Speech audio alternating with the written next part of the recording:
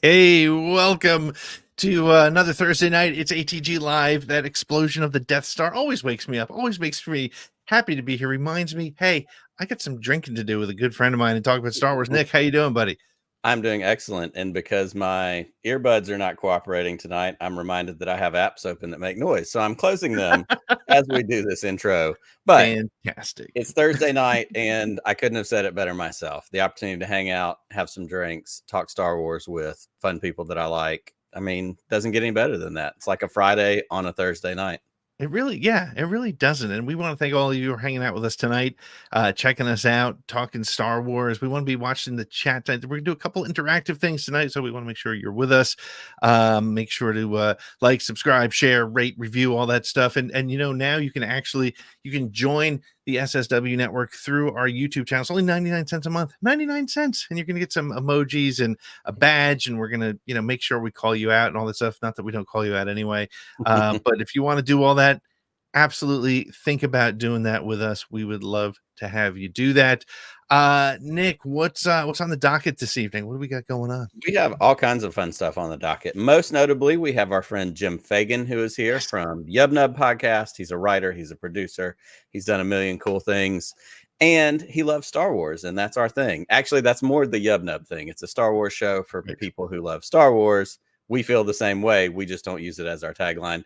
So we're going to get into Star Wars. We're going to talk about that. He's going to join us for the news. He's actually, maybe foolishly on his part, he's also going to join us for our Snoketoberfest toast. Lots of fun to come. But we have a couple of things to get to up front. You hit the homecoming. Apparently it's fall in the South.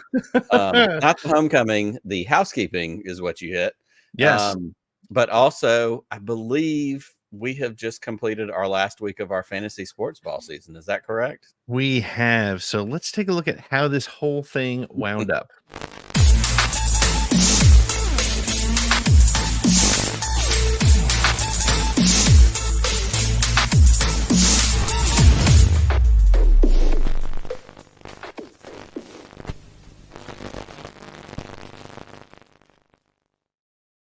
So 3 months ago, we were joined by Kelsey Puckett of ESPN, of the ESPN show Never Tell Me. No, that's yes. Yep, that's yes, it. Never Tell Me. Yeah. We were just saying before we got on, there's so many podcasts I can't keep up with them.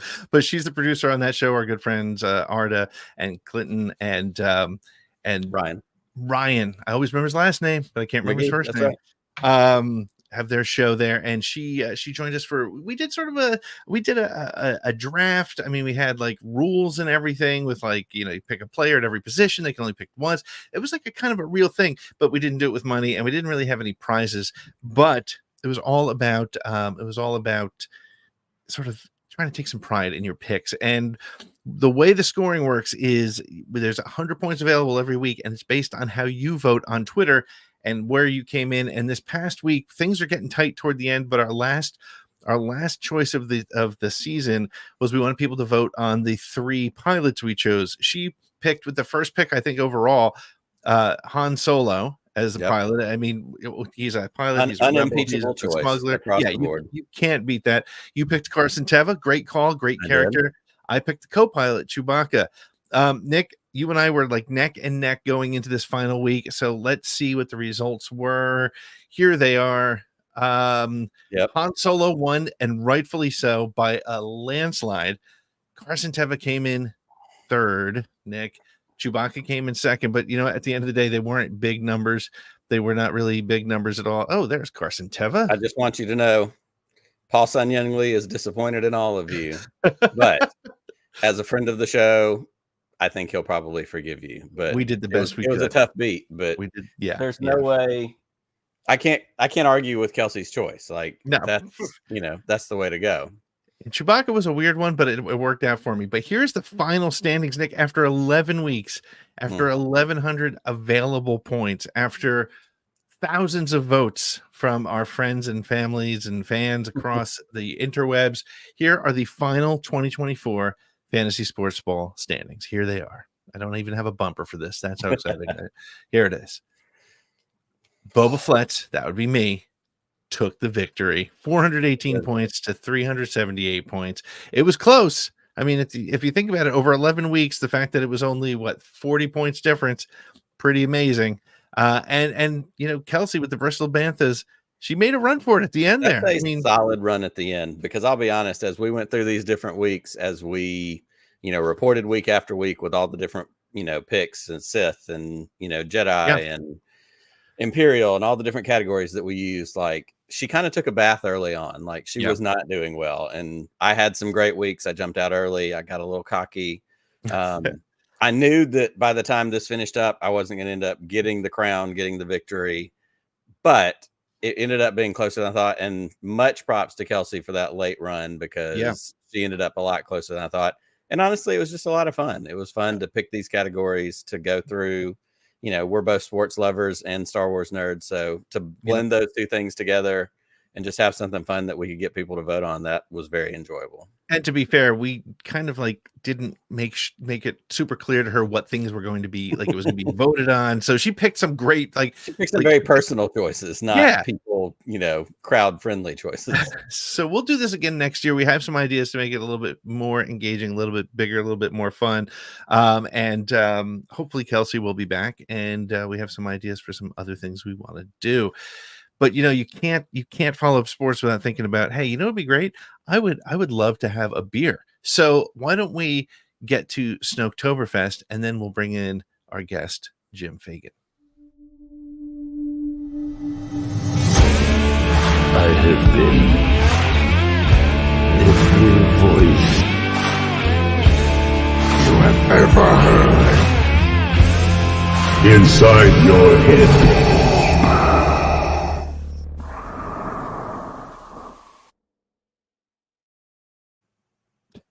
Nick's preparing, and now we're going to bring in Jim. Here he is. Jim Fagan from Yub Nub. How are you, sir? I'm good. I'm fired up with my Athletic Brewing Company 0.5% alcohol by volume sports beer. I like it. Yeah. Are you a sports guy, Jim? Are you are you into sports, or are you just I am. Okay. I am. I'm a big sports guy. It's my escape, because when you do TV and film stuff, you're not ever purely escaping with that. I need something where I know I am not going to be successful at this, so I can just enjoy it. What's your favorite pro sport? It's probably football, but I'm a Giants fan, so it's been pretty brutal for a while. Yeah. Big Yankees fan too, so that's better. I can talk more about that so now. You're excited about that. Yeah. I'm rooting for the Yanks. I used to be a bigger Yankee fan, but I'm a Philly fan, so I was devastated that the Mets of all teams took us out, but was happy to see LA do it. But man, oh man. But yeah, hey, Yankees in LA. It's going to be a great series. What else could you ask for? It's they're the evil empire versus the evil empire. It's what everybody wants. The first order. And as a very long-suffering Atlanta Braves fan, I'm sitting over here listening to you say every bad word you can. Phillies, Yankees, Mets, Dodgers. All we've really left out is the Nationals. I don't want to tell you that I was at Game 6 of the 1996 World Series, but I was. That was my crowning. Wow. That was my birthing moment as a Yankees fan. So I'm sorry. It happens. It happens. We've had Paul Sun Young Lee on, who's a huge Toronto Blue Jays fan. That one has stung. Arta's throwing some shade at me from his ESPN Toronto perch. It happens. It's the way it goes. Yeah. Yeah, my Yankee playoff big win was I was at the Jim Leyritz 13 inning game. Yeah. Oh yeah, that was 96 too, wasn't it? Yes, I think so. Maybe it was.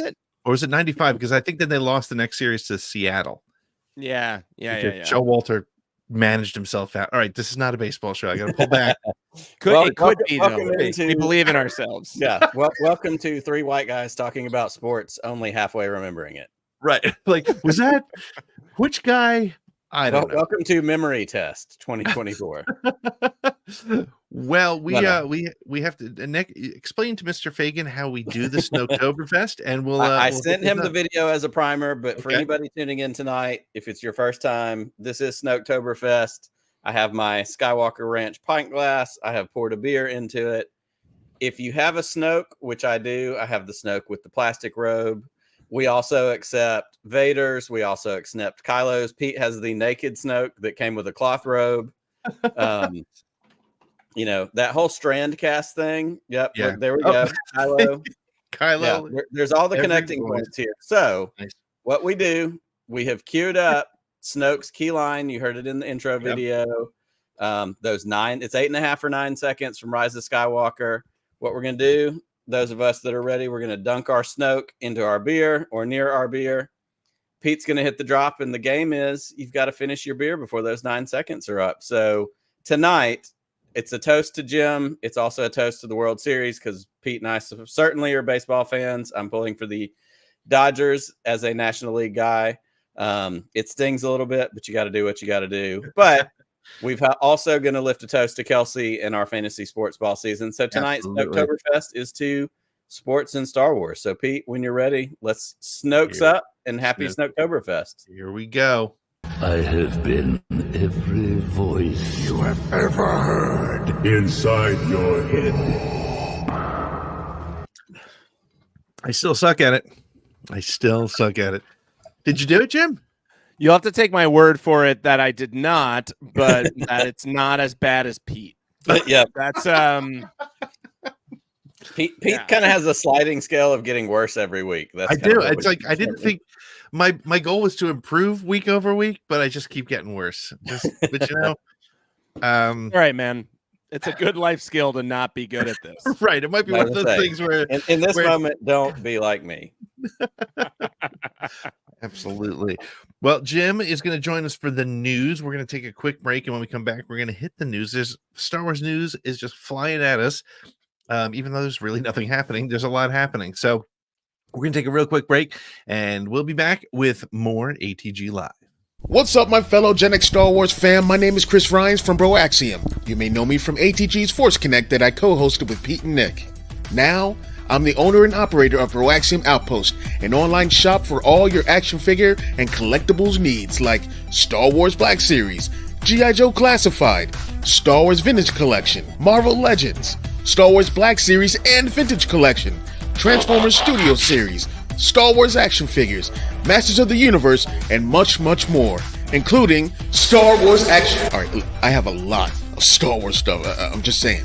Stop by and check out the store at www.broaxiomoutpost.com. Sign up to become a part of the Bounty Hunters Guild and stay updated on new pre-orders, sales, and exclusive Broaxium content. Find something you like? Use the promo code ATG5 for 5% off your first order. We have Star Wars figures, by the way. Well, welcome back. And hey, check out our friend Chris Rhines at Bro Axiom. Jim, I know you have some Star Wars stuff to order, so we actually have access to a 10% off. So let us know if you want to go there. We'll get that for you. Can I get one of those thick Skywalker Ranch pint glasses on there? Because those look pretty dope. Or do I have to work at the ranch to get those? You have to. You actually have to. You have to pick some grapes from the Skywalker. Yeah, you got to spend a day in the vineyards. Yeah. So, fair enough. But no, actually, these came from our friend Fanboy Cantina, who sent these to us. Yep. He was out at the ranch, guy. Was at the store that they have right there on site, and was very kind to send it to us. So we're always thankful to drink a drink out of those in his honor. Absolutely. All right. Well, so Jim, we are going to hit the news, and we can't wait to hear what you think about the news also.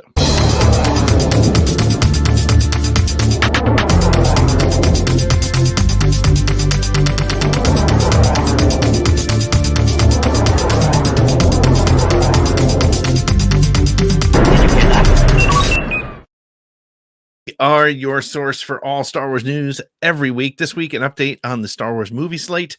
We have a droid who has to keep some secrets, and an Ewoks movie character returns. Plus, Kylo Ren is going to get to tell his story. So let's get to it. First up, there's a Star Wars movie update. According to reports from Daniel RPK via World of Real, Dawn of the Jedi, the upcoming Star Wars film directed by James Mangold, is scheduled to begin filming in late 2024. Mangold is expected to start work on the project after completing A Complete Unknown, which is the Bob Dylan biopic. I like biopic. I'm going with that.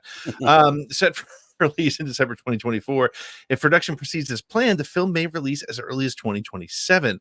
There have been claims that another Star Wars project, Daisy Ridley's New Jedi Order, with director Sharmeen Obaid-Chinoy, has experienced some delays. However, Ridley recently has stated that the upcoming film should be expected soon, or at least some details on it, leaving the timeline for the release of Dawn of the Jedi uncertain. Meanwhile, Mando and Grogu is currently in production and is set for release on May 22nd, 2026. Details about Dawn of the Jedi remain extremely limited, though it is confirmed to be set during the origins of the Jedi Order. The script is being co-written by Mangold and Andor writer Beau Willimon. That's a nice combo. More updates on Dawn of the Jedi could be revealed at Star Wars Celebration in Japan. Perhaps even some announcements on some of the story details. Guys, what do we think about this? I mean, if he's finishing A Complete Unknown, it's got to be done, right? I mean, it's coming out soon. So I think there's a trailer. I mean, I think it's, yeah, I feel like that's already out there. I think for me, this is good news. We've talked a lot on this show about Star Wars. We're ready to get Star Wars back in the theater. I'm thankful for streaming. I'm thankful for TV, but we've kind of gone too far in that direction. Mm-hmm. So the fact that there's movie things happening to me is good news, exciting news, a step in the right direction. I'm gonna throw it to Jim. Jim's a writer. Jim's a TV guy. Where does this hit for you, hearing that, there's movies, seemingly in the pipeline? Yeah, well, I do agree with you. I am excited to get back to movies. I hope that they aren't about to overcorrect in the wrong direction. I think that's something that we all probably love as Star Wars fans, is actually a little bit of scarcity every once in a while. So hit me with a movie a year, please, by all means. That sounds good, but I don't necessarily need the Infinity Saga.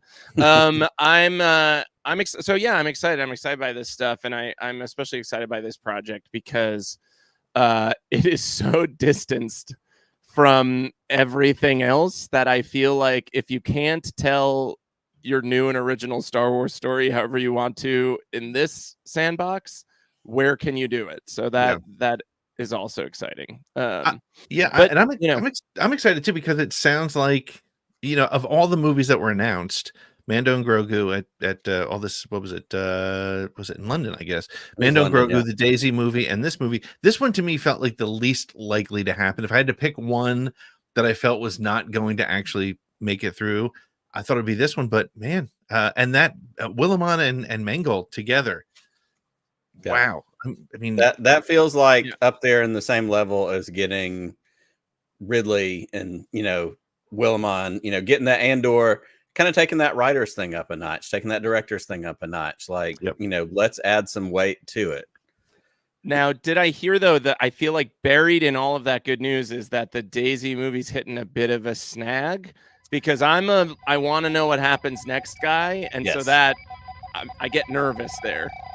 I think there's been there's been a little bit of concern, a little bit back and forth on where, I think it was supposed to be further along than it is right now. Mm-hmm. But I think that's the problem that Star Wars runs into, Lucasfilm runs into specifically, is they announce things and people don't, you get it. We get it because we have friends in the business like yourself. Things like, if you say a movie's going to be done for 2026, like, don't start banking on it yet. Wait till things get going. It takes forever to get scripts done, right? I mean, how many times do they go through script edits and things like that, Yeah, no, to take it back to sports ball, this is everybody putting the Jets in the Super Bowl, during the off season. Preseason rankings are the worst. Exactly. It is. There's a lot of excitement around these announcements, and I don't want to, put a damper on Comic-Con or Star Wars Celebration or any of that stuff. But I work in development right now. I've been in development for TV for the past 3 years, and we call it development hell. It's, they take your babies out back and get rid of them, so I like regularly. So you just kind of have to, wait till you're sitting in the movie theater eating the popcorn. That's when I believe. When the trailer comes out, I believe it. That's usually when my excitement level spikes. Well, and I just don't want them to tell me, like, if I boil it down to my everyday life level, it's like, don't tell my kids we're going to do something until we're really going to do it. Because if I say on Monday, hey, this weekend we might go wherever, and then that changes, I messed up because I told them we were going, and they're like, wait, we're not going. And then they're mad, and they're asking me 50 times, like, don't say it until we're basically there or we're walking out the door to go do it. That's on 100%. Me. We've gotten a lot of that over the years, and it's not just Disney and Star Wars. It's Marvel. We've gotten that in a lot of different places. But it's a lesson like, let's get some things farther down the line before we go, hey, guess what we're working on? Yep, for sure. All right. Well, we do have additional news. So let's hit the next story here. Here we go. At this summer's D23 Expo, it was confirmed that Alan Tudyk will reprise his role as K2SO in Andor Season 2. Yes. Previously cut from the first season, this marks the first official news of the character's return since January 2021. Tudyk recently discussed his return during New York Comic-Con, revealing the challenges of keeping his involvement secret. Tudyk shared with Collider that it has become increasingly difficult for actors to navigate what they can and cannot say about their roles without spoiling details. He hinted at secrecy surrounding K2's role in Season 2, stating, quote, I can't tell you how much. I still have secrets. Despite the mystery, Tudyk praised Andor showrunner Tony Gilroy, calling him a big-brained and skilled writer. Tudyk teases that it will be interesting for fans to see K2SO return to the gritty Andor world, known for his sharp humor. Additionally, it was revealed that Ben Mendelsohn will return as Orson Krennic, despite previous comments that he had not been contacted.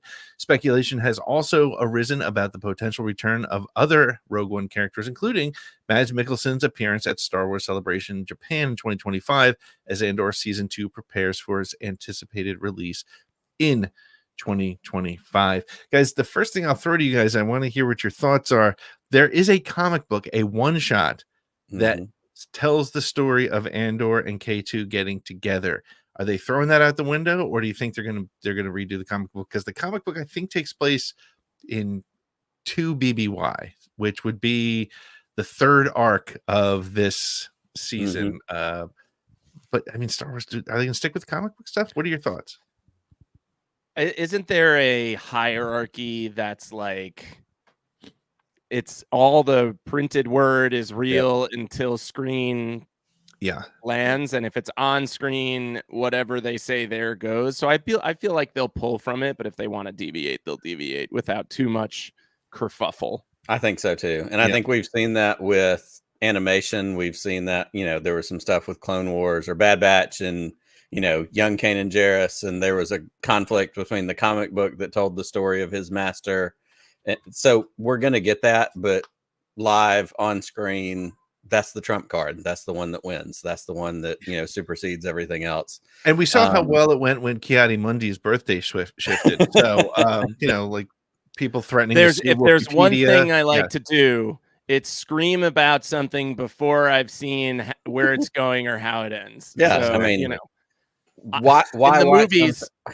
Why watch movies coming back? Get preemptively mad about it.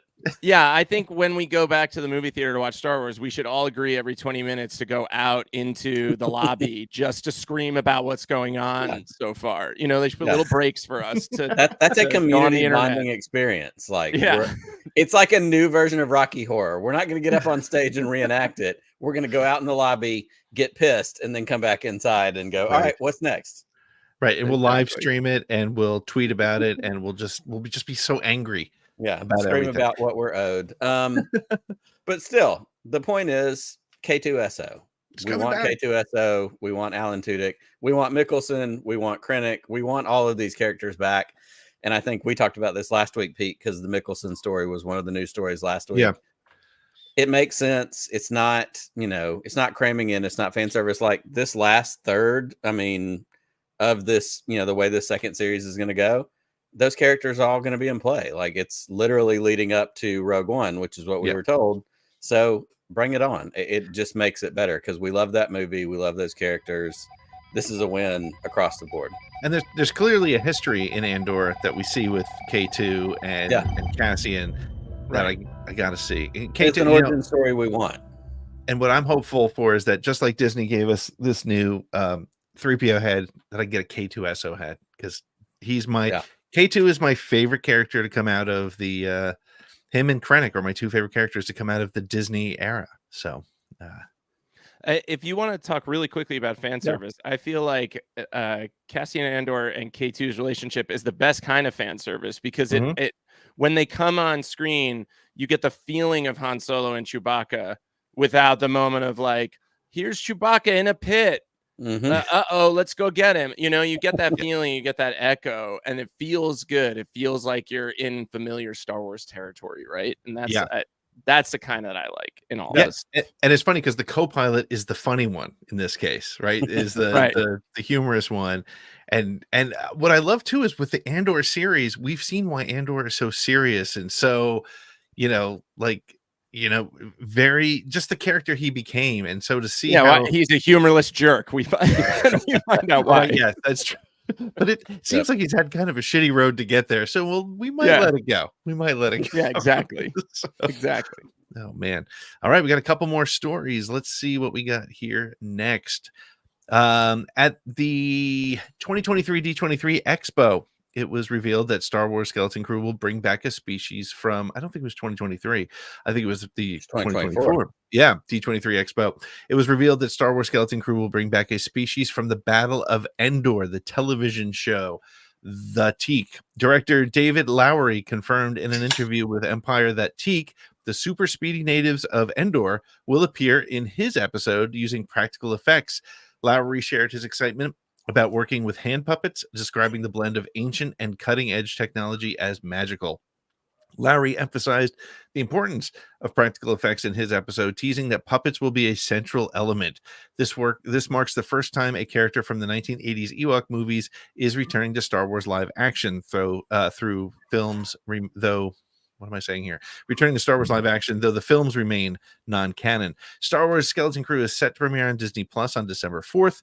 Following a group of children who are swept into an adventure across the galaxy, new stills have been released by StarWars.com, showing the young cast, including actors Robert Timothy Smith, Ravi Connors, Kiriana Crater, and Rihanna Kira Armstrong navigating alien planets, spaceports, etc. The series remains shrouded in mystery, but teases from Empire Magazine have fans buzzing. Fans can look forward to Skeleton Crew premiering soon, continuing the exploration of the Star Wars universe.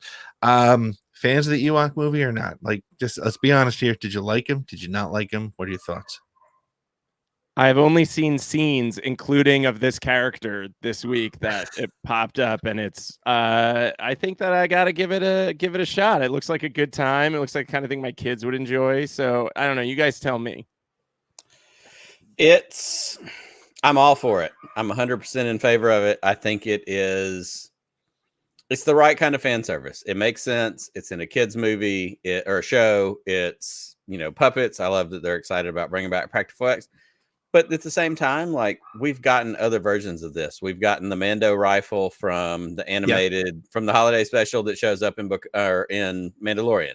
Yep. We get, the other Salacious B. Crumb aliens, being roasted over a spit and in cages. Like, there's stuff that they have done along the way for fans of our age and of some of those older, Star Wars generations, because it is fun and it is silly. And it's, R5D4 showing up in Mandalorian. It's fun. Why not? Like, let's do it. And if somebody else sees it and is like, holy crap, that thing's cute. I don't know what that is, but I like it. Good for them too. Like, this is just plugging in things that make us or help us remember why we enjoy Star Wars. I think is important because sometimes we get caught up in what is this new thing I don't know. Oh wait, I remember that. It draws us back in. Yeah, for sure. No, and I'm also super excited about there being so many puppets in the show. I mean, it's that feels to me like we're going to go back to old school Star Wars, and I think that's going to be really important for the whole saga at this point. It's also, if I could just talk to people making new Star Wars projects, because I know you're all listening. This is winning the press tour 101. We're going to do practical puppets. We're going to go back, like, talk about this stuff and people get excited and you're setting yourself up for success. Like that to me this is just a very, as we all know, volatile, jacked up fan base for all sorts of good and bad reasons. If you're like, hey, don't we all miss puppets? You're going to win every time. Yeah. So do that. It's true. And I think, something like the teak and just something, I mean, let's face it, Neil, the little blue elephant boy, is it's ridiculous. And it's so Star Wars that people need to remember that Star Wars is not as serious as some people who've grown up now remember. And it's okay to have a goofy little elephant dude, which is not a Max Rebo species, apparently, which is cool. That's great. Give us more species. Give us another one. He's got a cute little side part haircut and a sweater. Bring that, and then throw Teak in there running around. That's right. And it does two other things, just real quick. I think also that when we got Mandalorian and we got the volume, like the earliest versions of the volume, we were like, holy crap, this is amazing. And look what it can do. Yeah. But then we started using the volume right away for everything. And so then as we watch shows, it became spot the volume. So it became this new. So bring the practical back in helps draw some of that focus away, helps us go, oh, there's a balance here. And we know, and certainly in Star Wars, balance is important. It also creates the opportunity to do things like when Force Awakens was coming out and they were doing all the press stuff before the movie came out. What was one of the big key moments? They rolled BB-8 out on the stage. They had a robot that was at a Comic-Con across the stage. So let's have a press tour for Skeleton Crew where you have a teak puppet or you have a, a Salacious B. Crumb alien or something else that can pop up. And it adds that element of fun and whimsy and play. It's not just, oh, we created all this on a computer screen. Yeah, agreed. 1000%. 1000%. All right, Pete, we've got one more. What we got? We got one last story, and Marvel Comics has announced a new series titled Star Wars Legacy of Vader, set after The Last Jedi. Written by Charles Soule and illustrated by Luke Ross, the comic will follow Kylo Ren as he seeks to fulfill Darth Vader's legacy. The series will begin with Ren in his role as Supreme Leader of the First Order, exploring his dark obsession with the Sith Lord, which means takes place between number 8 and number 9. The first issue, releasing on February 5th, 2025, will take Kylo Ren to Mustafar, the site of Darth Vader's infamous fortress. The storyline teases secrets hidden within the fortress and the reappearance of a mystery figure from Kylo's past to guide him on his quest. The series also promises to revisit Kylo's connection to his family history on Tatooine in future issues. Charles Soule, who previously wrote The Rise of Kylo Ren in 2017 and the Darth Vader run, explained that Kylo is at a deeply unstable point in his life, having recently killed his father, fought his uncle, and nearly killed his mother. It's a rough week. Struggling with anger and confusion, Kylo turns to his grandfather's dark legacy for guidance. Interior art for the series has been shared on StarWars.com, offering fans a first look at Kylo Ren's journey. I want to hear Jim's thoughts before I talk about my thoughts on you know what I'm going to say. Yeah, Charles Soule's last Kylo Ren thing. Jim, what are your thoughts on comics and hearing this story? Well, I'm a little worried from what you just said that I'm walking over on a catwalk over a pit to meet Kylo Ren, and I think it's going to go well. But I will say I love Charles Soule's Vader comics. I've read all of those. The Vader comics are excellent, yes. And I personally, so it's combining this idea. I haven't read the first Kylo Ren series, but this idea combines the two things that I love in Star Wars Marvel comics, which is Chuck Soule's Vader, and I like the comic series that fill in between films. I like all of those different attempts. I'm especially eager for more of those in the sequel era, where I just think it's gonna. I like those movies, but you're out on an island sometimes when you like those movies. So I just think it's gonna bolster them more and more and more. The more of that stuff that we get, so I'm excited. That's good. You're absolutely allowed to be. Pete, I'm glad to jump in because I want to give you kind of the final spotlight on this. I am famously not that much of a comic book reader. All, deference to our friend Chris Ryans, who is a huge comics guy. I'm a friend of the show. I've read bits and pieces of the Vader Down comics. I've read, I've seen some of the screens from some of the original Kylo series. It's just not for me. But guess what? Star Wars isn't just for me. So the people that are excited about this, I'm excited for you. I will also say this: Charles Soule's record is unimpeachable. He's a fantastic writer. He tells great stories.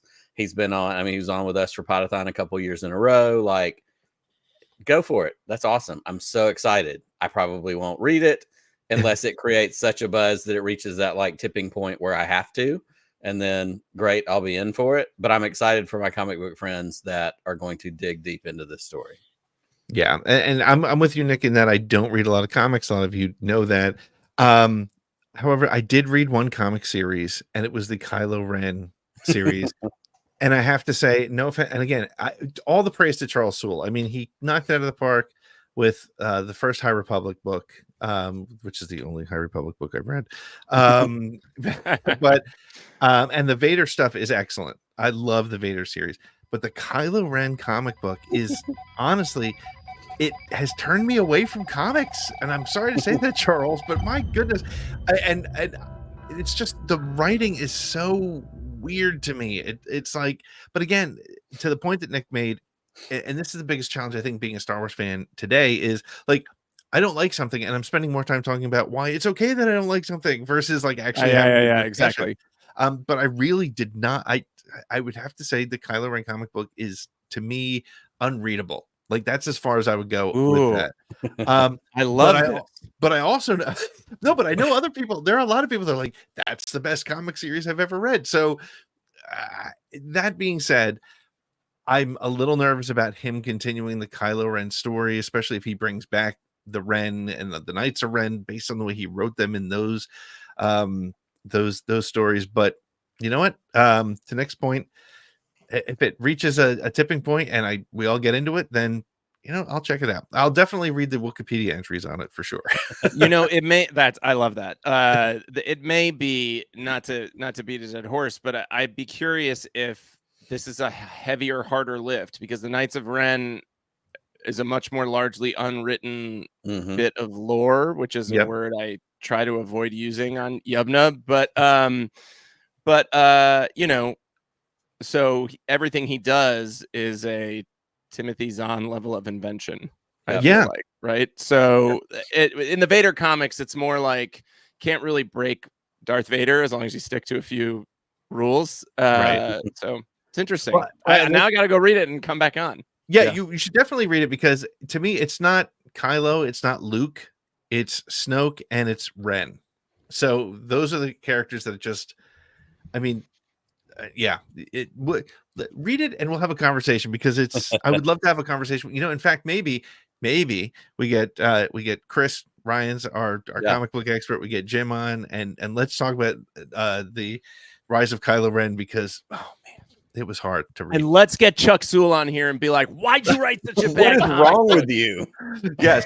Let's see if I am willing to him as a group. Let's just go at it. Let me put my shill card on the line and confront Charles Soule and say, hey, why did you write that? Why are you ruining Star Wars? You ruined not my Kylo Ren. Yeah. Hey, let's do I this. like Kylo Ren and girls.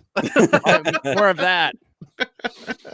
Well, that's the news for this week. Lots of stuff happening, and there's more stuff to talk about. We're going to get to we're going to go through some fun stuff with Jim, and then we want to talk a little bit at the end about all the Skeleton Crew hype and where that is and what it all means. But we're going to take a short break, and when we come back, we're going to continue hanging out with our good friend Jim Fagan.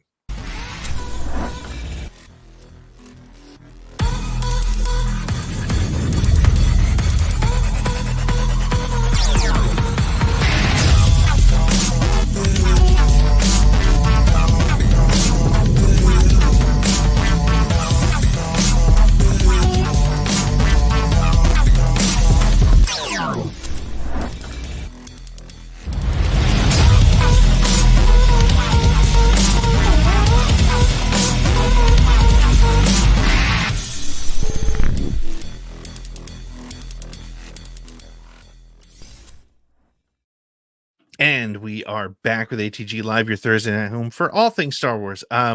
We to give you news, we bring you interviews, we bring you conversations, and we also give stock tips. No, we don't. Thank goodness. Do But the opposite of whatever I say. That's right. That's right. Do what I say, not what I do, or vice versa. Whatever works best for you, do that thing. Well, we are joined by Jim Fagan. He's been with us for the entire show tonight, and we even got him to chug a beer with us for Snowtoberfest. But Jim, we didn't give you a chance to really give us that intro. Who is Jim Fagan? Why are you here? And what is your Star Wars story? Yeah. Just a simple question. A simple Who is Jim start. Fagan? Why is Jim Fagan? In the beginning, Why there is was Jim darkness. Fagan?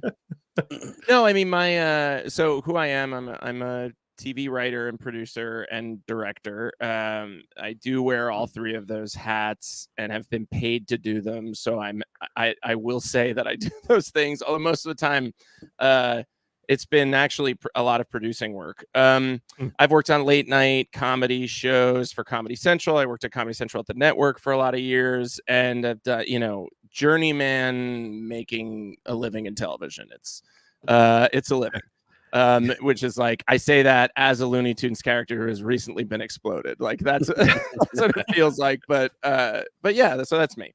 Yeah, my Star Wars story is not, it's so interesting and exciting to me. Oh, shout out to the Chewbacca jacket wearer. Mad for me, Also, this will be my Halloween costume this year. I cycle through them. Mine's not that different from most millennial folk. I stumbled upon the VHS. I was actually at a hotel, like a ski hotel with my family. They all went out and I was like a homebody guy. I'm like, I don't know, 4th grade. I stayed back, rented this VHS from the hotel, was like, this poster looks cool. And then watched all 3 that night. It was like, and I can still remember like the rug that I was sitting on and it was just transformative. And then subscribed to the Star Wars Insider, watched the movies until I broke the tapes and then watched them some more and just speculated about the prequels and lived for the special editions and sort of came of age through that whole journey. Right. So that's me. That's my Star Warsiness. And now I host with Greg Iwinski and Tim Barnes as part of the Sonar podcast network, Yub Nub, Star Wars podcast, as you guys have said, for people who actually like Star Wars, which was our sort of tongue-in-cheek when we first came on and being like, why is everyone so mad? And then, so we try to approach everything from a place of like, there's bad Star Wars and there's good Star Wars, but it's all Star Wars and we're always having fun. Yeah. So now we've tried to be like, okay, there's 8 billion Star Wars podcasts. Some people do it much better than others, who I'm looking at right now. And so we try to more talk about the making of TV, the making of film, and try to bring sort of our career perspectives to it to give it a little bit of a different flavor. But awesome. I guess that's me. Did I do it? No, you nailed it. And I want to dig into that for just a minute because we've known Greg for a long time. Tim was on 2 weeks ago. You guys have been on with us for Podathon. Like, we've floated in and out of connecting with you guys. I will say to everyone watching this or listening to this, if you're not listening to Yub Nub, you are missing out. Every time it's fun. 100%. It's so great. But one of the things I think that makes it unique, and you hit the nail on the head, and Pete and I are, guilty as charged. We're one of 8 million Star Wars podcasts that are out there. But you guys bring to it, it's 3 TV writers, and you've all done late night. You've done a variety of different producing, directing. There's an insider knowledge there. But when you listen to your show, it's not, ooh, this is why this is terrible. Ooh, this is why this is what, like, it's still fun. It's funny. You're clearly comedy guys, which I appreciate so much. But the insight and the introspection that y'all bring to it is great because it helps us go, yeah, we're supposed to enjoy this. Like, it's supposed to be fun. You guys did a whole thing, Hot George Summer, like, digging into George Lucas, digging into, the works and the different things that are going on. Talk about, what it means to be a Star Wars fan, to also have kind of this industry insider knowledge. And then, like, weave those things into a podcast that you guys are doing again because it's fun, and y'all started this during the pandemic, like most of us did. Kind of talk about how those things all simmered into the stew that y'all cook with now. Well, when Tim and I were working at Comedy Central together, we used to talk about, like we just did, the three of us together, all the Star Wars news as it landed. And we'd be like, we should just do this someday. And he would have similar conversations with Greg. So when the pandemic hit and everything quieted down work-wise, that's it. We were just like, okay, let's start. And you really, I think the first few seasons, which we've now pulled sort of down, we sort of restarted when we joined the Sonar Network. But they were just us exploring. I actually loved them, exploring what it meant to us to be Star Wars fans, just sharing our memories kind of. But really, it was more for the three of us probably. Now we're in this place.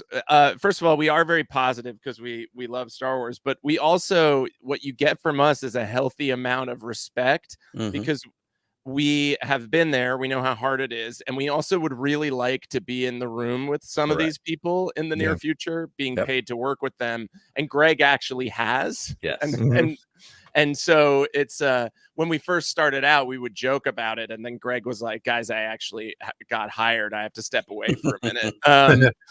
And it felt real. And we were like, some of it's not pandering, but it's done with a sense of respect, I think, for being like, so even when there's something where like, well, I think I can take a not so strong swipe at J.J. Abrams, who made one of my favorite Star Wars movies, The Force Awakens, and had some trouble with the third one. When I watched the behind the scenes movie of the ninth movie, I'm like, oh, wow. It's not that I'm attacking, but I'm like, everyone's afraid. You could just see everybody making fear-based decisions, like stressed out of their minds, like tense and groping. And so I think that even when there's things that I'm like, oh, that's not hitting with me, I have some empathy for being like, oh yeah, there's a lot on the shoulders of these people, and we try to sort of bring some of that in as well. I don't know if that answered your question, but that's kind of what the dance is like, I guess.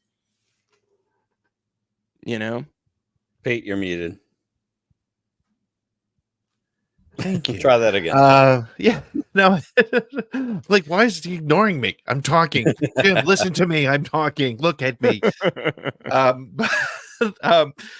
It definitely does, because I think that's one of the one of the sillier things about the critiques that you see, not just about Star Wars, but Marvel and Lord of the Rings and anything that comes on. It's people who literally are broadcasting from their basement, who the only thing they've written are angry tweets, and they don't have that understanding. And yes, I mean, I think it's interesting to hear you say that about Rise of Skywalker, because to me, Rise of Skywalker is my 11th favorite Star Wars movie. It's actually, it would be like 14th or 15th, and anything that comes out after in the future will, I guarantee, be ahead of that movie automatically. I have issues with that film. However, I also know that there are so many people that's their absolute favorite Star Wars film, and that is fine, and that's great. And I can sit here and say things like, well, they missed opportunities, and why was it this and why was it that? But the points that you guys bring up on Yub Nub is, well, here's what went into that process, and here's what may have influenced it, and to watch Twitter and to watch social media and Facebook and Instagram, a bunch of people who don't know what's actually going on in those conversations to make decisions. Like, there are people who are saying, well, clearly JJ was pandering to the angry crowd after Last Jedi. I don't see that. I just think okay, I'm going to use an opportunity now, Jim, to ask you what your thoughts are of my perception here. I say that Rian Johnson is a Star Wars fan.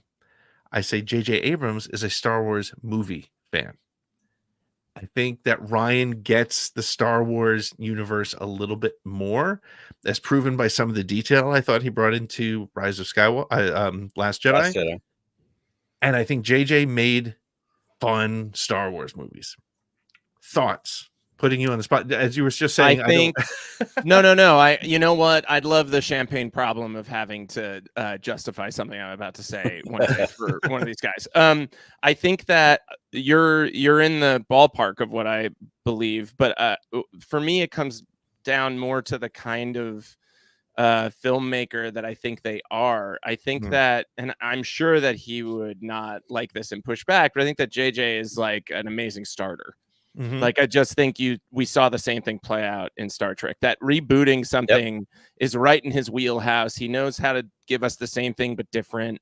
Right. He knows how to, capture the essence, play all the notes, right? That make you, like, literally in The Force Awakens, when the lightsaber flies past Finn's hand and into Rey's, or I have to rewatch it every time because I get chills and the music swells at just the right moment. And to me, that's like J.J. Abrams' gift.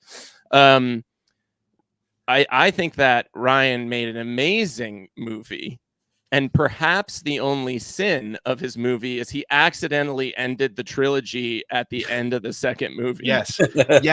I remember walking out of that movie talking to my friend who I talk about him all the time, who we go on Thursday nights, we leave our kids home, we get whatever the big blockbuster is coming up, we're like, we'll go see it again with the kids. But I remember walking out and I remember saying to him, we don't need an episode 9.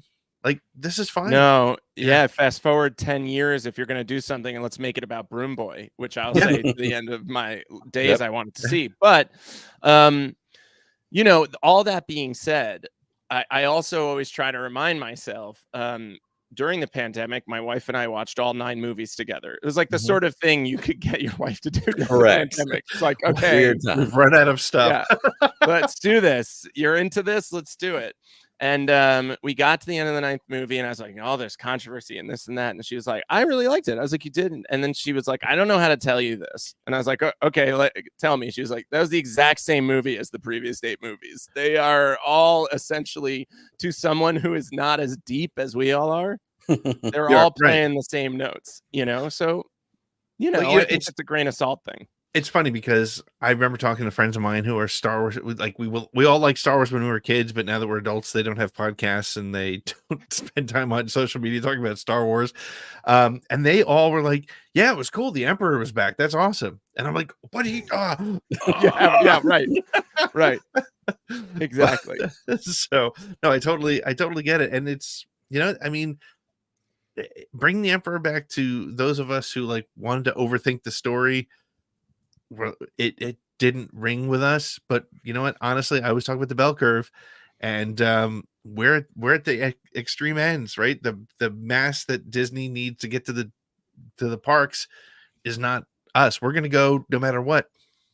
Yeah, they're trying to reach those undecided voters, not to get a little ahead of ourselves, but it just is what it is, and yeah, I mean, we could break down those movies probably forever, and people would be like, please don't. But yeah, the last thing I'll say about it, because I just can't not, is, gosh, I think if they'd brought the Emperor back on screen, it would have gone a long way, and you wouldn't have the meme of somehow the Emperor returned. Right, and I even think, because they had his laugh in the trailer, and I don't remember anyone saying this isn't awesome when his laugh. Maybe people were out there being like, uh-oh. But I think most people heard that and got freaked out. Yep.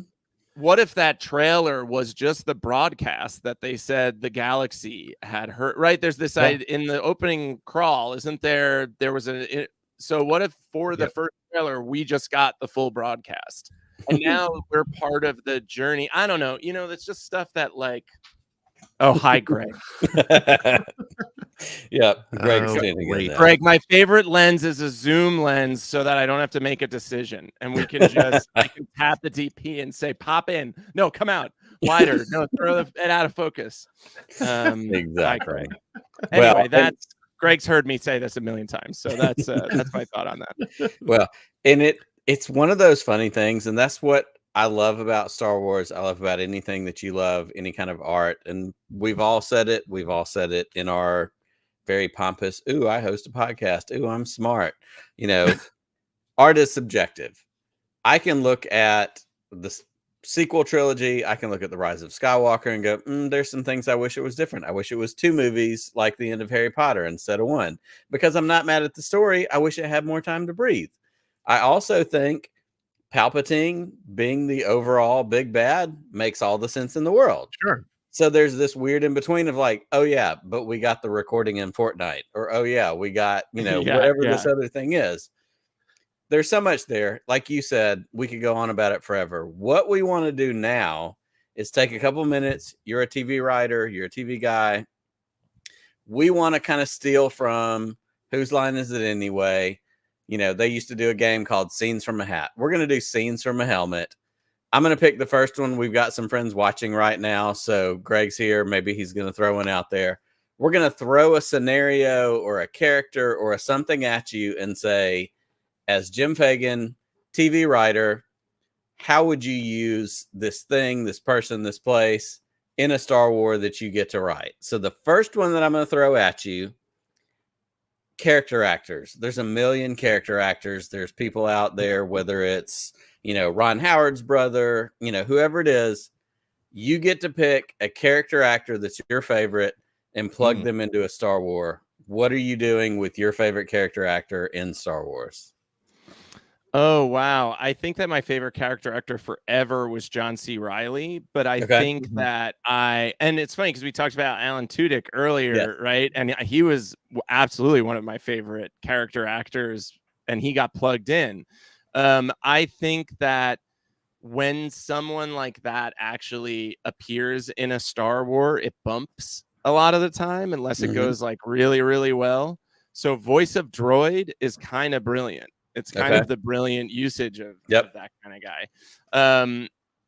But I do just love John C. Reilly. His Dr. Steve Brule from Tim and Eric's awesome show. Great job. If you haven't steeped yourself in the legend of Dr. Steve Brule and Brule's Rules, it's to be able to do that. And then to be able to do, Mr. Cellophane in Chicago as well as he did, and everything in between. He's as good as it gets. So I think I would just get him in there and then make him like prosthetic the hell out of him. Make him, I don't know, Mon Cal or something like that.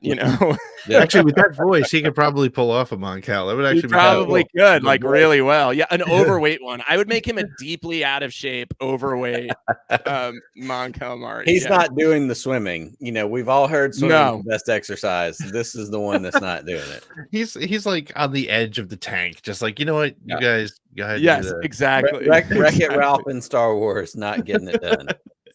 Oh, that's so funny. I'm gonna do one. I'm not gonna do all these, but I just want to throw in Jim. Let me ask how you would use this guy, because one of my favorite character actors is Kurtwood Smith.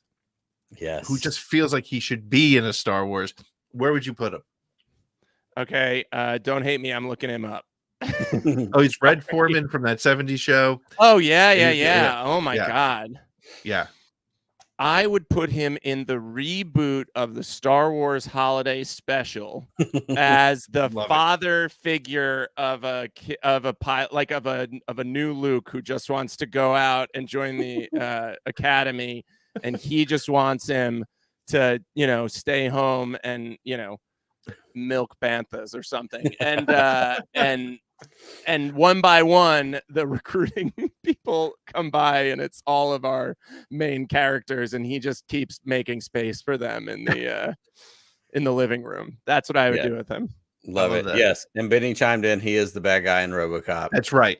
That's actually, that when I think of him, those are the two things I think of. Yeah. RoboCop automatically, I'd buy that for, no, not I'd buy that for $1. That's the guy on TV. No, but he's like guy. What was he, mob boss or whatever it was? Yeah. Correct. Jim Greg throws out here, Jim, I need a limited series pitch based on Luke's training school for little Grogus. Greg knows that the time I giggled hardest and most uncontrollably in Yub Nub was when we realized right after that scene in, I guess it was Book of Boba Fett, like Mandalorian season 2.5 or 3.5 or whatever it was. Yeah. Where like Luke is training in front of Grogu, and Grogu's just kind of watching him, and we were all like, Tim was suddenly like, does that seem actually kind of weird for anybody else? And I was like, actually, it's kind of like he just was like, hey kid, watch me lift weights. Like just like putting a kid there and being like, watch me work out, kid. So it's almost like, guess- like when you have a kid and you're like, you want to show them what you can do. And it's so like when he like he was like, well, I used to carry Yoda on my back, but let me show you what that was like. Yeah, exactly. I think actually Luke climbing onto Grogu's back and being like, all right, this is all Let's how I go. was taught. So let's go. Off we go, buddy. Yeah, no, it's like when we set the hoop in my driveway to like 6-7 feet tall, and I'm 6'5" and I'm dunking on my 6-year-old son. I'm like, your old man's pretty good at this, huh? That's right. How's that feel? Not so bad. Who's the best basketball player in the house? Get that Dikembe Mutombo finger wag For going now. on. Yeah, for now. All right, so I like the idea of the character actors, so I'm gonna ride that for a minute. I need to know how you would use Steve Buscemi in a Star Wars, and he's not necessarily a character actor. He's done a bunch of different stuff, but like he's a character and he's an actor. So God, doesn't it feel like he's already done it? If you're like Steve Buscemi in Star Wars, aren't you like, haven't we seen it? It just feels like he belongs there. Yeah, is he not Hondo Anaka somehow? Like, what is going on? Yeah. Oh God, I want to think about it. I want to hear what you said. I have worked with Steve Buscemi very briefly once before, which is suddenly that holds you up because you're like, oh, this. Now I'm thinking of what he did in the actual room. He does intense really well. Yes. I would make him like an informant in Andor, right? Like I would rather see him in an Andor than in Kenobi. I don't know if that makes sense, but like I need him in the grittier, dirtier Star Wars world. Like let's put Buscemi let's let him carry the show. He's too good, right? So let's make him the center of a show about like the lower levels of Coruscant, like the just like crime-ridden sun never rises level there. I feel like that's what I want to see him do. What about you? What about you guys? So here's my thing. I'm a hardcore Sopranos adherent. I love Buscemi from a bunch of different things, but as you know, other Tony in The Sopranos, that wormy, like, you know, when he gets out of prison, he shows up in season 4 or 5. He's wearing the suit. His sleeves are rolled up like he's still in Miami Vice. They make those jokes about it. Like, I think I actually really love the informant vibe that you took. And I'm feeling like Andor, and like, he's the guy that's working with, what's the dweeby guy that we already have in Andor? The guy who lives in his mom's basement and wants to work for the Emperor. Yeah, I love that guy. That guy, like, he's informing him. Like, he's his little, like, shady, like, or he's his weed dealer. Like, and he thinks like that's where that guy gets to sort of cosplay that he's a big deal. Yeah, exactly. Right. And Buscemi knows better, but he's letting him have it because, like, he's paying him money. He's buying. Right, he's getting what he needs. Like, he's getting business. Well, I'm going to blow both yours up because I think I have it figured out. Steve Buscemi Steve Buscemi plays Dr. Evazan in his own series. It's Dr. Evazan into the point where he became, before he loses the eye, before his eye gets, kind of pulled down. Maybe he did put his eyes pulled down. Who knows? Because Buscemi's got the eyes, anything can happen. So, yeah. I love that. He's got such range because when you were, I love that you said that, but you could have said that he plays like Salacious Crumb in a Salacious Crumb biopic, and I would have been like 100%. Also, I would have bought that. Like he could do. That is the great thing about Buscemi. Yes, he can do it all. He can absolutely do it all. Amazing. Yeah. Wow. Nick, do we have any more to go with this here? I mean, I feel like that covers it. Jim, what is the one, like, we're throwing it out to you. It's wide open. Greg talks all the time about the Kuwait shipyards. You've been given keys to the kingdom, Star Wars. You get to write, make, create the thing that you want to do. What is the story that you're telling?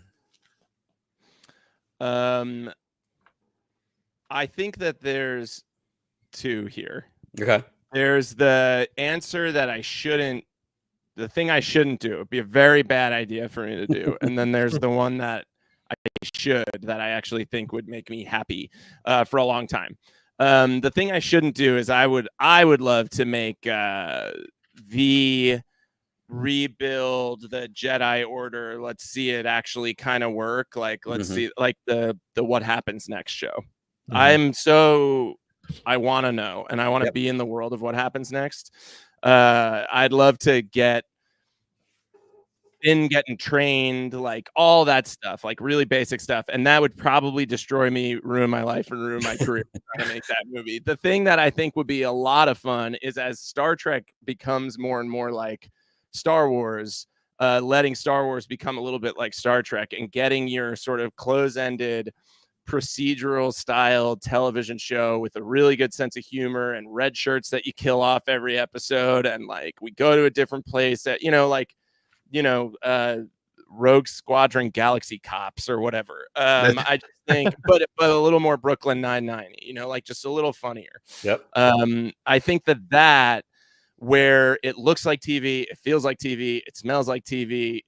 I think Greg and I have talked about this. So it's hardly a new idea, but that I think would be the one that you make for 7 seasons, a workplace comedy Star Wars show. I love that. And I think that's one thing we haven't had yet is a Star Wars show. And honestly, I think and Greg has actually talked about this with us on the show as well, is it's a dying art to do that show, that 24 episode, 45 minutes of content episode that ends. And if you miss a week, you just miss a piece of the story, but you're not like, oh, I gotta go back and watch that. The streaming world has killed that, or at least severely damaged that type of show. Suspended it in carbonite for sure. I mean, the best example I could give to people, I love Grandmaster says, with all respect, I disagree. Here's my last pitch of it for you. Agents of S.H.I.E.L.D., right, was a Marvel TV show that was just a TV show. Yep. It played a lot in the world of Marvel, but if you didn't watch it, it was fine. And it was TV. It was TV that was allowed to be television. It was fun. And when it was all done, it was just done. And for me, as a person who makes TV and escapes through TV, I kind of love that. I love the quantity of it and like falling in love with the characters and a will they, won't they, but some romance, like all that stuff is stuff that I love in TV. So yeah, I like the low. Well, we do have one other, and of course this stems directly from a Yub Nub specialty. I brought it up a couple weeks ago when Tim was on, but I feel like I have to throw it back at you just for a minute. We also have this guy. We have the Perrin Firtha, Greg Gutfeld. It tracks. It makes sense. Did you guys pitch this to Tim, or did Tim pitch this? Because it reeks of Tim. No, I threw it at Tim because of listening to your episodes and hearing you talk about it. He had to have loved it. Oh, yeah, it's amazing. Fantastic. Oh, did he say it on Yub? No, it's perfect. It's just absolutely perfect. Yep. It's great. That's so awesome. Greg, oh my God. Firtha says what Martha won't. Exactly. Exactly. And you know what? He's outrating her and they're all afraid of it. Everybody wants to watch Firtha. He's just asking galactic questions. Greg, I want to make this show with you. That's what I want to do. Yeah. Pivot. Oh, man. Well, Jim, we are so glad that you joined us for this segment. You're welcome to join us. We're going to take a break. And then when we come back, we're going to talk a little bit about Skeleton Crew before we wrap up, because there's just been so much Skeleton Crew happening. But before we go, I have to ask, did you intentionally put the Star Wars Galaxy magazine that I wrote my first article for up in the back of your background there, just because you wanted me to be staring at my first foray into professional writing? That was the issue that I had my very first article. That's really cool, huh? Yeah. Wow. You are very thoughtful for doing that, Jim. I appreciate it. Anytime, buddy. You're thoughtful for writing my childhood. I do have to say, and that's one of those really interesting things as a 50-something-year-old Star Wars fan. And I tell people that I had written in some of those issues, and there are people who are just like, oh my gosh, I love that magazine. That just it's really cool to be part of somebody's journey, which is really awesome. And Yeah, but no, seriously, that was actually the first issue I ever wrote. that's It so, crazy. but I love that. that is really cool. Well, we're going to take a break, and when we come back, we want to talk a little bit of Skeleton Crew before we wrap up for the week. Jim, you are more than welcome to hang with us. I hope you do. So, but we'll be back with more ATG Live.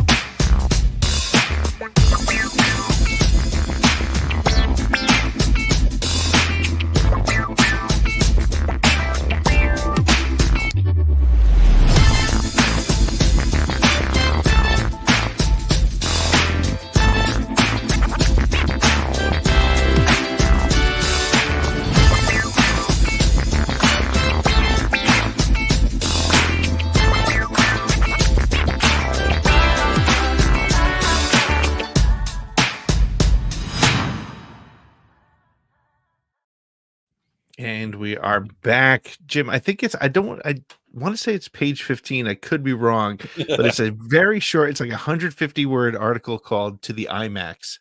I see you looking forward to that. Stay tuned. Okay. But we are back with ATG Live. We are hanging out with Jim Fagan from Yub Nub Podcast, among other things.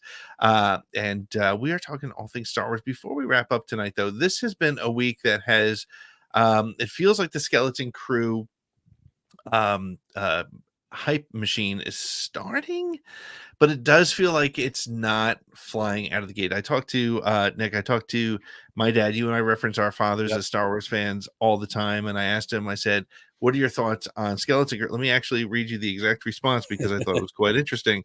I said, as a normie, what are your thoughts on Skeleton Crew? He said, I haven't watched it yet. When did it start? That's problem number one for Disney. I said it hasn't, and I said I'm trying to see if people care, and he says I care, but I don't see a big build up about it. So, in addition to that, I threw out onto Twitter just today for a couple hours. I wanted to see, with the 4 things coming up, Andor, Skeleton Crew, the Mando and Grogu movie, and the Rey movie, what people are most looking forward to. What do you guys think they said? My guess would be that they said Andor. Nick? I will throw out, if we're going wide range, I'm guessing Mando Grogu, but I think Andor is right there behind it. Andor was what they selected. Oh wow. The thing that's surprising to me, dramatically, and that doesn't shock me that it's so dramatic, because I think a lot of people are excited about Andor. What did shock me, though, is that we are less than 2 months, a month and a half away, 50 days, something like that, from Skeleton Crew, and only 9% of people, less than 9% of people, have that as something that they're looking forward to. And granted, look, they're probably like us. They want all 4, but if they have to pick one today, it's going to be that. But here's the sort of hot take that I have on this is, in a way, I don't think it matters, because I don't think that Skeleton Crew is going to be for adult Star Wars fans. I think it's going to, I mean, if you look at the stills we saw in Empire magazine so far, they are, I mean, for all intents and purposes, they're the cast of E.T., right? I mean, it is a very young, kids-friendly cast. And I think that with the shit show that happened with Acolyte, as far as fans attacking the show, I wonder if, and I'd love your guys' thoughts on this, I wonder if Disney is kind of like, you know what? We're going to let kids find this. We're going to push it to a younger audience. We don't want to bring in the geeks and gamers and the Star Wars theories and the people who are going to have a problem with anything that they put out. We want this show to build on kids.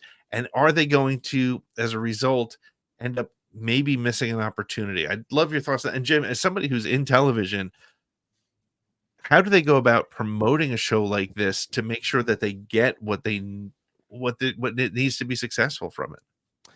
Yeah, it's a really, really good question. It's possible that what you're saying is true, that they're aiming to under promise and over deliver. And seeing, if they can capture people with the cute factor again, the way they did with, remember Grogu was not Grogu. He was Baby Yoda for a while. And so all of that's possible. There's also the little bit of like, they can market it all they want, but in the end, they control now how aggressively it's fed to you. When you go on Disney Plus in the middle of December, it will be right in front of your face. So I don't know. It's really hard. It's really hard for me to wrap my mind around the release campaigns and marketing of these things. We feel like TV wise, we're in the place we were for Solo, a Star Wars story. Like when the release came just in a moment where people were over it. Right. And it's not one of my favorite movies. But I just don't think you could have drummed up a fervor around that. So I wonder if this is in a similar place and if they're going to try to let it win on its own merits. It's an interesting thought, Pete. Nick, what do you think? Yeah, I want to jump in and say, and I just kind of had this thought, so it's not fully developed, but as you were kind of setting this up, I'm going to throw Stranger Things out there. Like we talk about a younger cast, a younger crew and obviously Stranger Things is kind of a little bit horror, whatever we, term that as.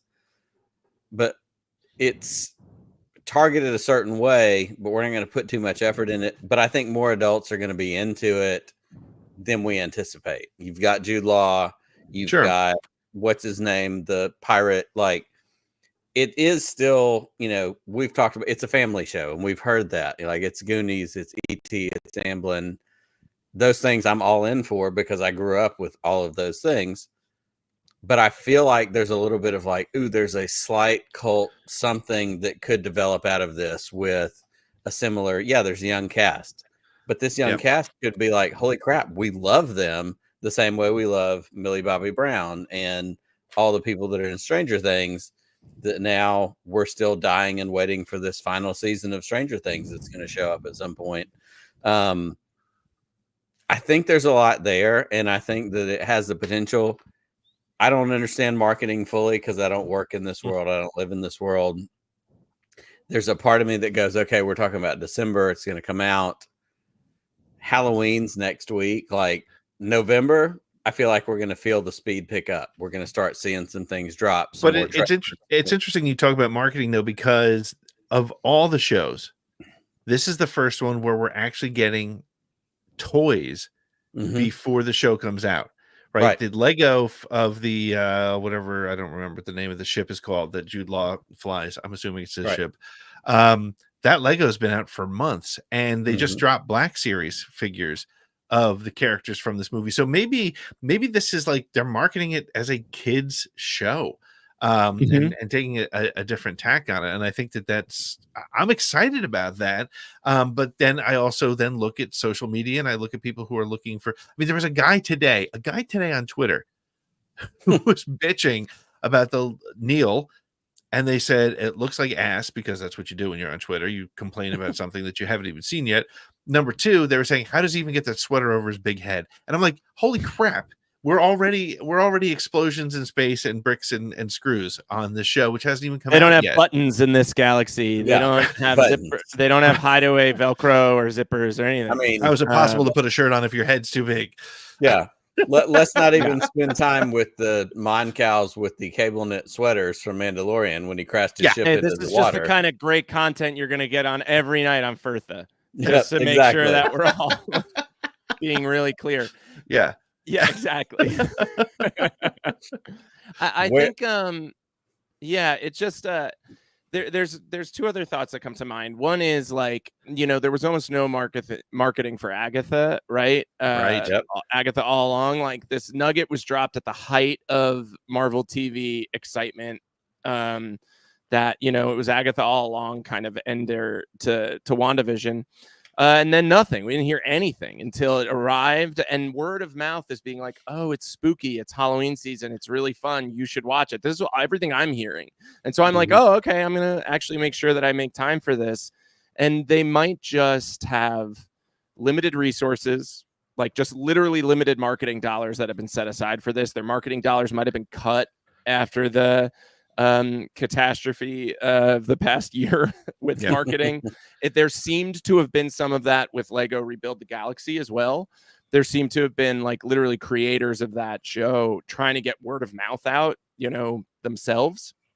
So it might just be TV's in a little bit of a rough place and budgets are being cut everywhere. And it really might be that simple, that they are saving it for our short attention spans for like the week before it goes out. And then you're going to get flooded with it, and the idea is going to be that it's the holiday season, it's a family show, and maybe it'll get the same word of mouth. Well, that would be my guess. I think you nailed it with the Agatha stuff, because honestly, I tweeted today, and it was a hot take, and it was a legitimate, not really well thought out tweet, but I kind of believe just if you follow me on Twitter, just know most of the things I say I kind of believe, but in the moment I feel like Agatha is one of the best MCU shows that Disney has done, and I think you're onto something there.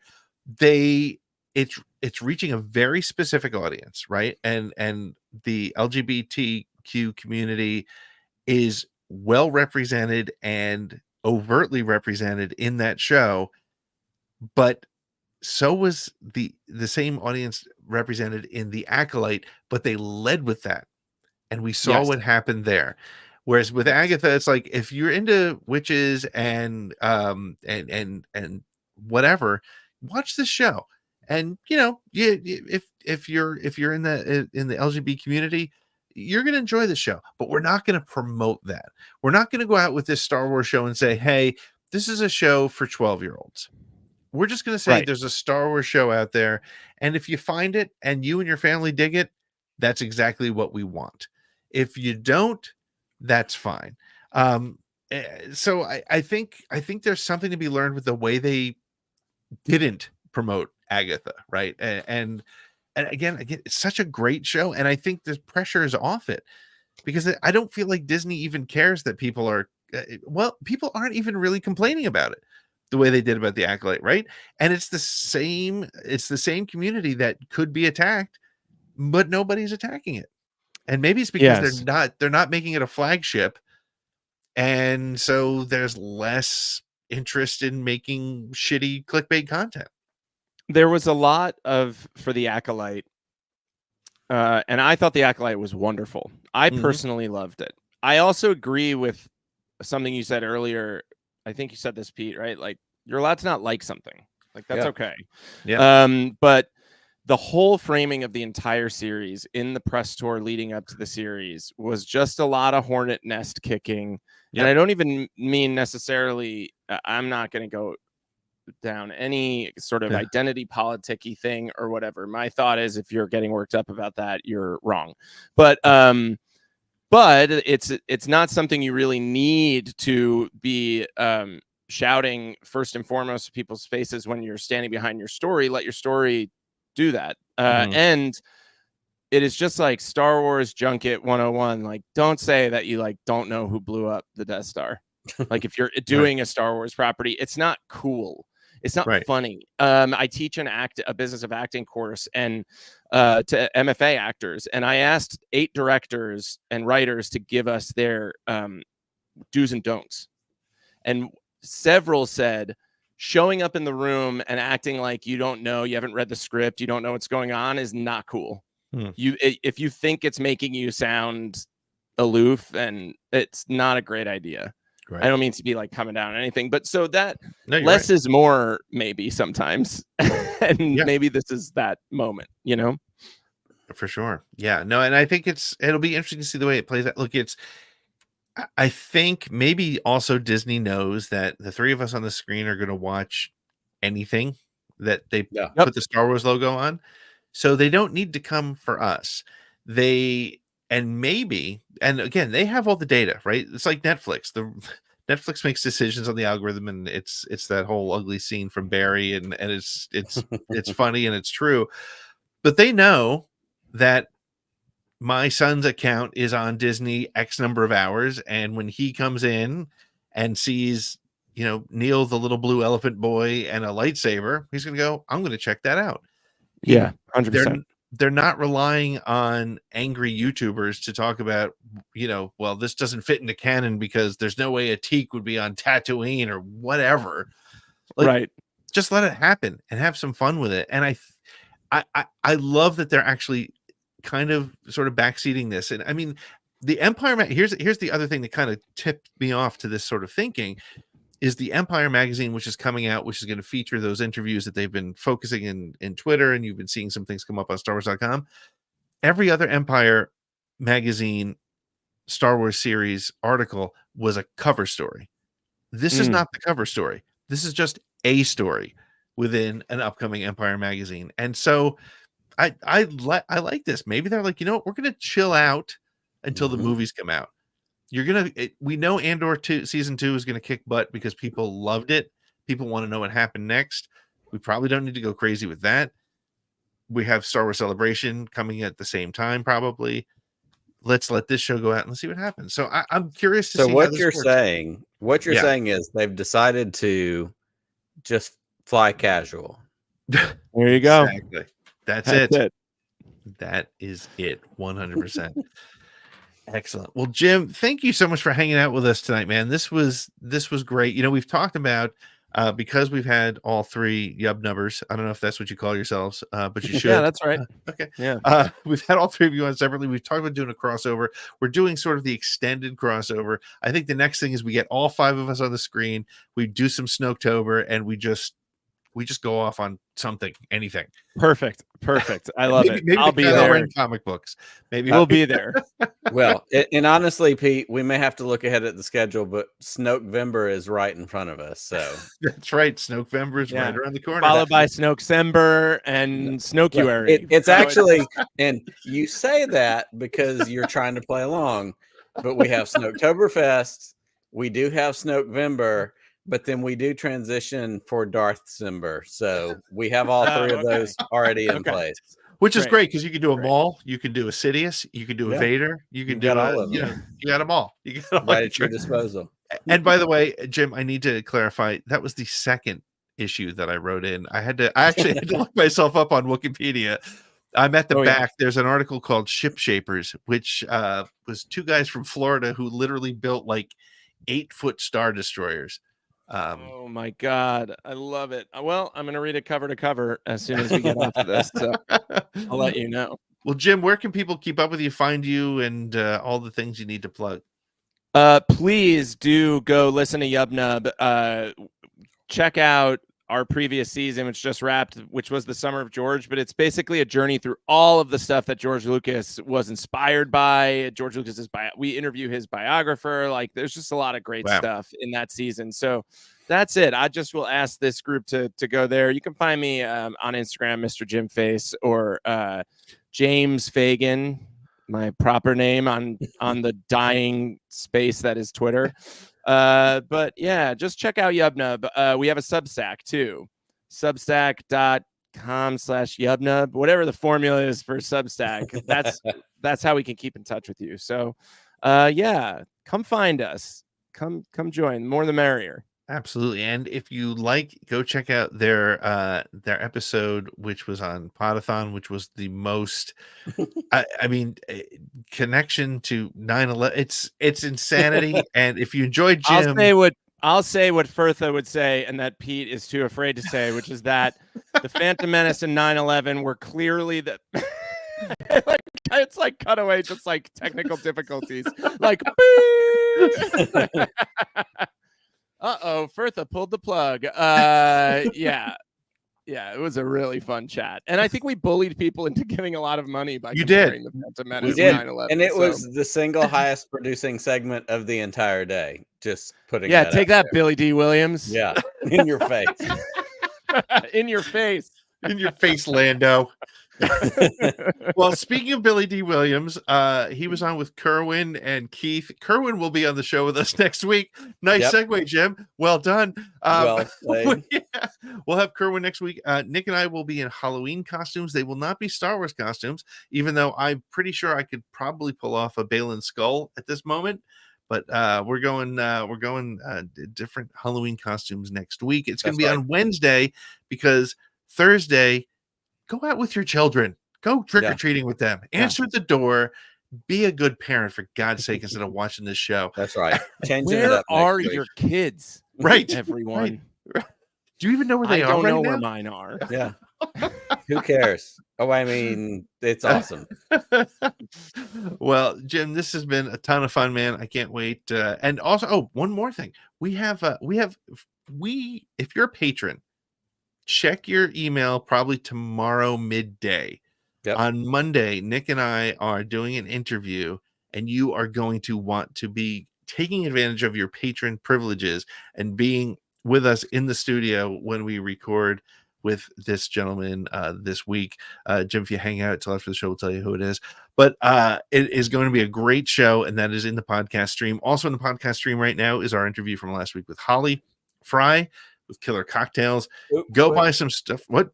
Oh, he's got the book right there. Buy some King's Coast coffee. We had I know I feel like I'm going through all of our guys, but we had Darkness 492 with us. Havelock was with us, and dude, Tim Havelock, the coffee is amazing. He sent it to me. I've been like ODing on coffee every day thanks to him. So that's all our plugs. Nick, I guess that's it for now. May the force be with you. Always. Just one more round, friend, then homeward bound, friend. Don't forget me in your dreams. Just one more song, friend, and then so long, friend. The nights get shorter, it seems. Just one more rhyme, friend. Yes, it's a crime, friend. But you know time, friend. Time can fly. So it's good night, friend. Good night, but not goodbye.